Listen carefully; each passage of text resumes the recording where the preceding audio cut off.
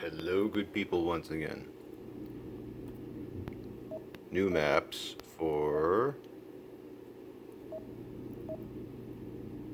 September 2025 for the United States. Available for download now. That's at 103.com. I'm going to take this opportunity to complain about Connecticut, which is easy. Connecticut is a bit of a punching bag.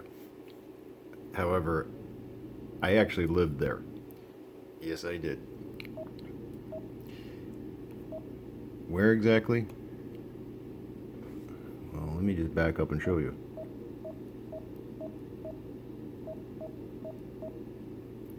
Okay. Right there.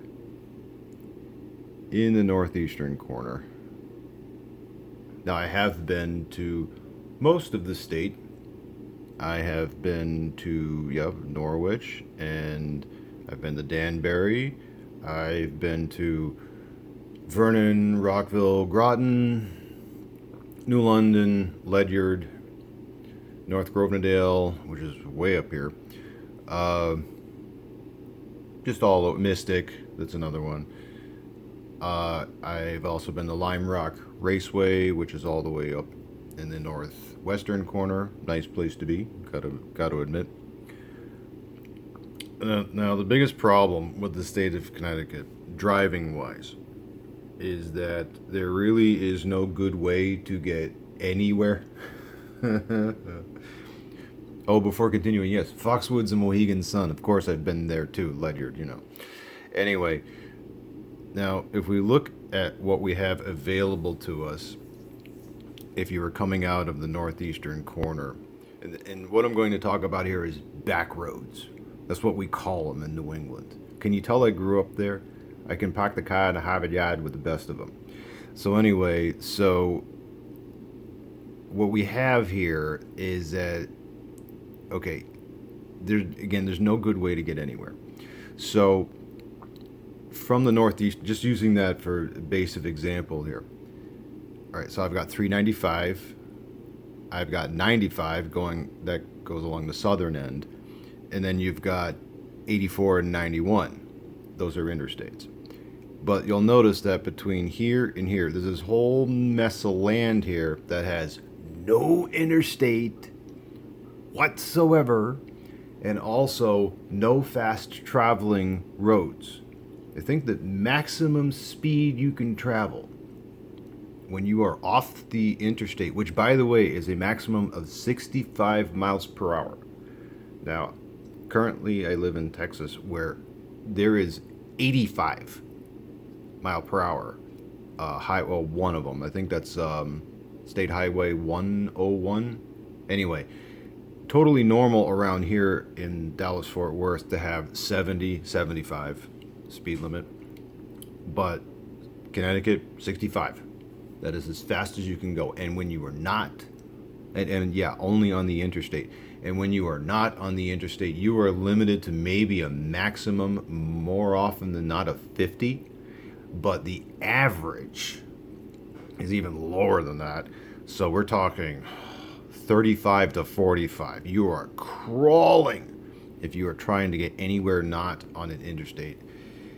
You may get the idea, and I mentioned backroads a moment ago, to not use the highway. Say, hey, I want to go somewhere a little slower. Well, in New England, especially in Connecticut, you're going to go a lot slower. And I'm going to use an example from a location in the northeast corner of the state, Putnam, Connecticut, out of Cumberland Farms going to Niantic, Connecticut, which is a straight shot. Well, it's not straight, but straight as can be in Connecticut from here to right around here, because Niantic is a coastal town. Now, ordinarily, what you would do, and this will instruct even with OpenStreetMap maps, is to take 395 south all the way from here to there.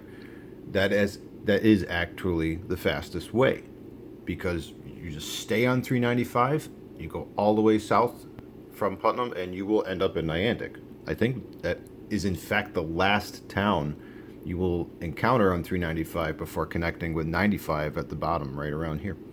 So if I do that, okay, so I already have it in here, but let's just say I was going to search it. Okay, so this is a new V44, by the way. So I'll just go to cities and spell Niantic, Niantic, Connecticut. Okay. Yeah, you see the water around here. There's Niantic River and such, and go. Continue 0.6 miles, then turn right on Kennedy Drive. Okay. I'll say yes to simulate. Now, let me just mute the volume here. Okay. So, if I look, and this is how to do this on the new V44, the show map, I've got a travel time of about 48 minutes. And you'll notice it's, okay, 395 south. So it says right here. So I just get on Kennedy Drive, 395, 46 miles, 1 to 2 turns, little tiny turns, and I'm there. That's easy. But what would happen? Let me just go back to where I was, to that little Cumberland Farms, or as they say, Cumbies, over in Connecticut. If I say no highway.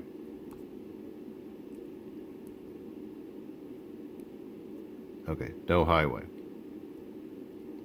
How long is it going to take now? Well, let's find out. So it says 44 miles, but we know that's the as the crow flies route. Okay, simulate, yes. And now it takes 1 hour 43 minutes.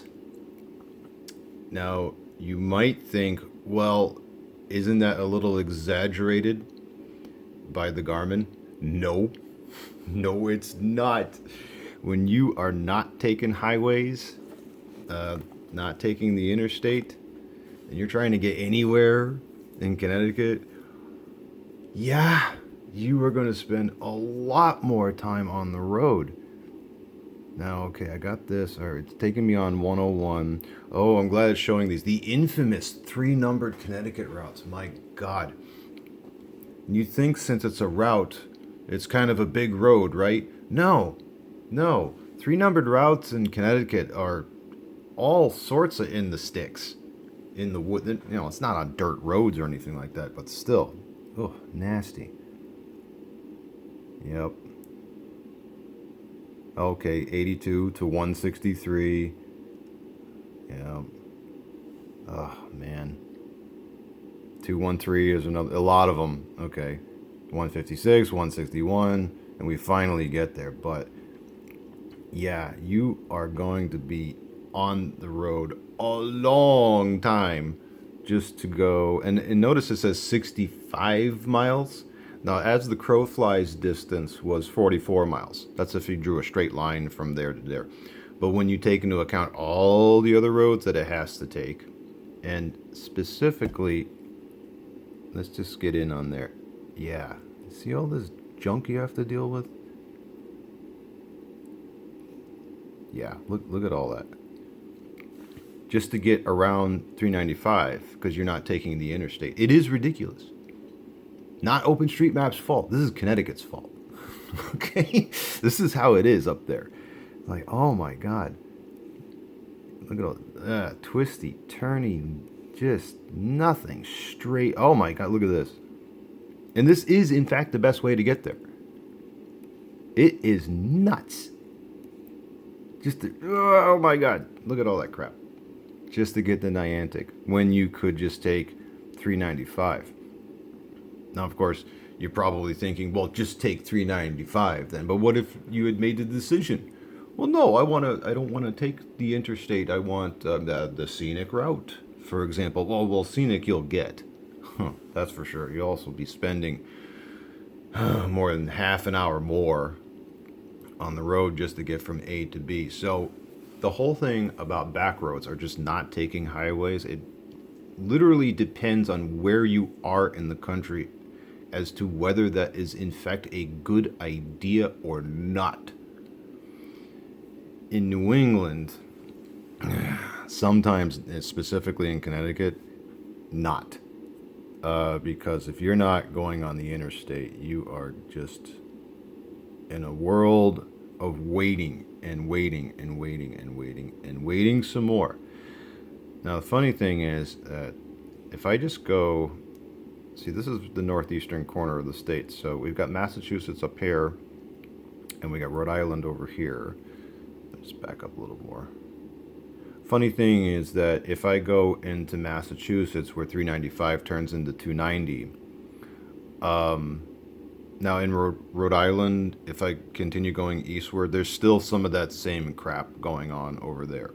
Because where east-west is concerned, when you're not on I-95, the most direct way into Rhode Island is either 101 or 6, if I remember correctly. But when I get up into Massachusetts, you'll notice, yeah, there's 290 and all that. We've got some more interstates going on and some moderately quicker roads compared to Connecticut and Rhode Island. It still sucks. I just want to make that clear. It still sucks. Because, again, you're limited to a maximum, unless this has changed, and I don't think it has. It's still 65 miles an hour. It's the fastest you can go.